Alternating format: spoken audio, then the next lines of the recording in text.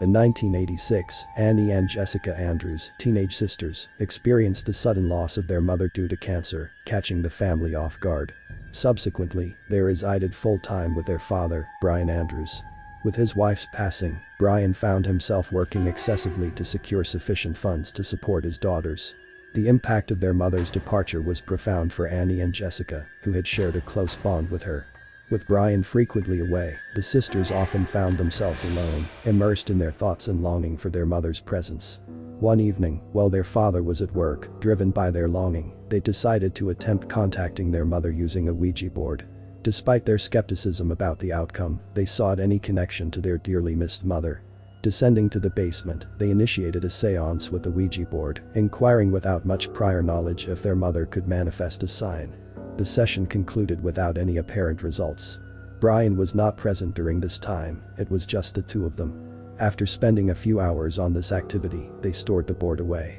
Reflecting on their mother intensely during the seance offered them a momentary sense of closeness to her, even though it was a simulated experience.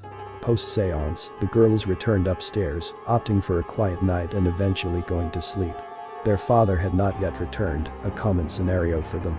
That night, while in their separate rooms, they both started hearing unexplained tapping sounds. Concerned, Jessica entered Annie's room to confirm if she also heard them. They both agreed on hearing the same noises, but could not ascertain their source. Hoping against reality, they wished it was their mother trying to communicate. They questioned aloud if their mother was there with them, seeking her presence in any form. This experience, though unnerving, brought them a sense of reassurance, believing it to be their mother watching over them. Upon Brian's return that night and learning of the events, he dismissed it as their imagination, attributing it to their grief. He contemplated therapy for them, recognizing their actions as expressions of their mourning. Brian advised them to sleep, assuring them of their mother's watchful presence, and decided to discuss it further the next day.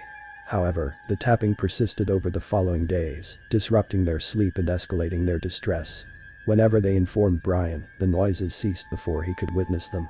The situation worsened when they found items around the house slightly moved or misplaced during their absence, which Brian attributed to the girls' actions, although they insisted otherwise.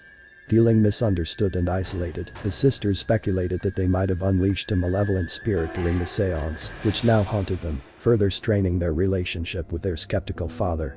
One January evening in 1987, while together in the front room, the tapping resumed, this time emanating from the basement. Summoning their courage, and with their father's disbelief in mind, they resolved to confront whatever was the source of the disturbance directly. Descending to the basement, Annie and Jessica found an eerie silence. The mysterious tapping had ceased the moment they arrived, and nothing was out of place. As they prepared to return upstairs, somewhat embarrassed by their bold endeavor to confront what they suspected was a ghost, their eyes caught sight of a message scrawled in red on the wall. "Come find me. I'm in your closet." The sight filled them with dread. This wasn't just random noise anymore, something was actively engaging with them, and it was clearly not their mother. Panicked, the sisters dashed out of their home, feeling that this was more than just benign presence. It was a menacing force that had crossed a line with its direct and unsettling challenge. With their father, Brian, still at work, they sought refuge at their neighbor's house, explaining only that something strange was transpiring in their home. Upon Brian's return, the neighbors quickly briefed him on the girl's distressed state.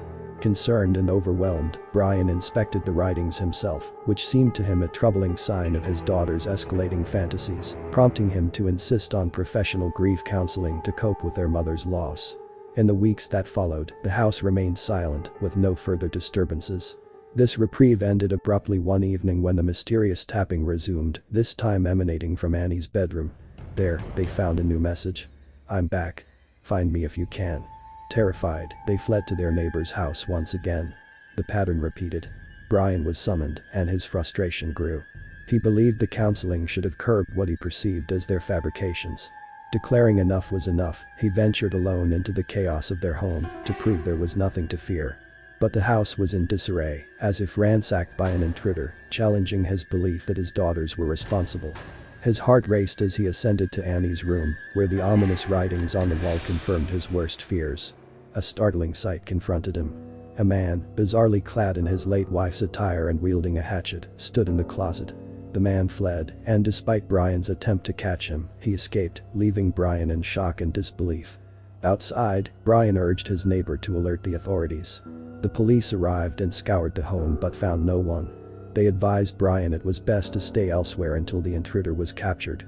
With no leads and no understanding of how the intruder had evaded capture while donning such distinctive attire, Brian and his daughters relocated temporarily to a relative's home, grappling with the trauma of the events.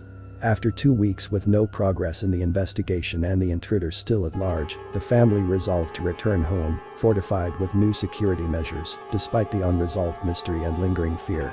As they approached their seemingly quiet home, a light unexpectedly on in the upstairs window gave Brian pause, a chilling reminder that their ordeal might not be over. Brian had thought the police were merely patrolling the neighborhood, not actively inside his house. As he approached his driveway, he caught a glimpse of a figure in a dress moving past the window, clearly visible to him. He halted immediately and contacted the police. Within moments, the police arrived, and the house was quickly encircled. Once the police ventured inside, it was apparent that no one had entered since Brian and his daughters had secured the home. Inside, they discovered chaos. Furniture upended and pennies mysteriously affixed to the ceiling. Red cryptic messages adorned every wall. Despite a thorough search, they found nothing initially. However, in the basement, an officer discovered a makeshift cover concealing a crawlspace behind the laundry machines. Upon moving them aside, he revealed a hidden entrance. Inside this crawlspace, someone had ingeniously created pathways within the insulation that wound throughout the house's walls, complete with small openings into every room. Their search through this complex network led to the discovery of Danny Lapland, a troubled teenager with a disturbing background. Danny had once dated Annie, but after she ended the relationship, he took to an unimaginable method of coping. He infiltrated their home, living within the walls. He overheard personal family conversations and learned of the death of Annie's mother, which he twisted into a grotesque game of impersonation. Armed with the details of the seance the sisters conducted, Danny exploited this information to haunt them with eerie messages and sounds, deepening their terror. After extracting Danny from the crawlspace, he was detained and placed in a juvenile facility.